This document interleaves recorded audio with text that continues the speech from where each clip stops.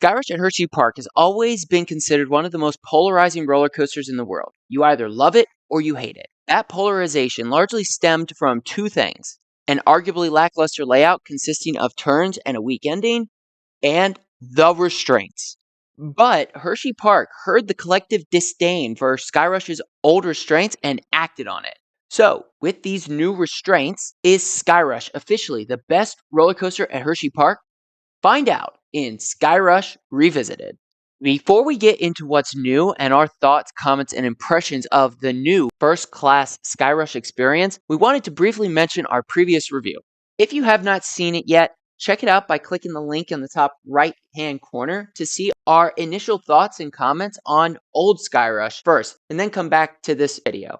One thing that made Skyrush so polarizing was its restraints and how they definitely beat your thighs to hell, hence the nickname Thigh Crush. But Skyrush's old restraints did not bother us nearly as much. They actually enhanced the ride experience given how open and freeing they were. They allowed for crazy vertical and lateral airtime, which made you feel like a ragdoll, especially in the back left wing seat as the train flew through the Stangle Dive. Skyrush's experience with the old restraints was insane, and one of the reasons why we enjoyed it so much. While it did not surprise us that Skyrush would eventually get new restraints, we did wonder whether those new restraints would make the ride better or worse. Before we get into the ride experience with the new restraints, let's talk about what's new with Skyrush. The old logo and marquee sign no longer stand at the ride's entrance queue, as it will likely be replaced with a better marquee displaying the new logo, which actually looks really cool and sleeker. Aside from the missing marquee, not much else differs in the queue itself. But what's new for Skyrush is its theming, station, and dispatch. Let's start with the theming. Skyrush now actually has a recognizable theme. When you enter the station, you now see all this really good yellow and blue paint on the station floor, the baggage drop, and the signs marking the rows. The wall on the opposite side of the train now prominently displays the new logo, giving you a much better queuing experience than before. There are also directional LED lights on the station ceiling, which mimic airport runway lighting arrows and flash brightly and frequently whenever a train dispatches from the station. These visuals and even sounds work really well to showcase the new first-class flight airplane theme. The station work Hersheypark did looks great and definitely fits in with that first-class boarding experience you actually get at the airport. Right before you board the train and right after returning to the station, you also hear the same style announcements you hear from the airplane captains during takeoff and landing.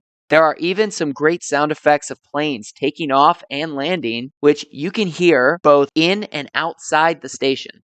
Aside from the theming, Skyrush still has its yellow and blue color scheme and its general train style. But let's talk about the biggest and most important thing that's new on Skyrush: the restraints. By now, you probably know that these new restraints are the same style of restraints you find on Pantheon, Velocicoaster, and other post-2016 Intamin roller coasters. These restraints are awesome and extremely comfortable. And like with the old restraints, these new restraints feature a seatbelt that clicks to the restraints and tightens to ensure security. And instead of a darker blue, they are now light blue and match the trains. And these restraints look and feel good. But enough about the aesthetics. Let's get into the biggest burning question for coaster fans. How are the restraints on the ride? If you have ridden Skyrush with the old restraints, you know all too well that Thigh Crush came into existence because of how aggressive the airtime was and how the restraints sat awkwardly on your thighs. Well, the restraints no longer punish your legs, but the aggressive airtime is still there. Skyrush hauls through its layout just like it did before the new restraints.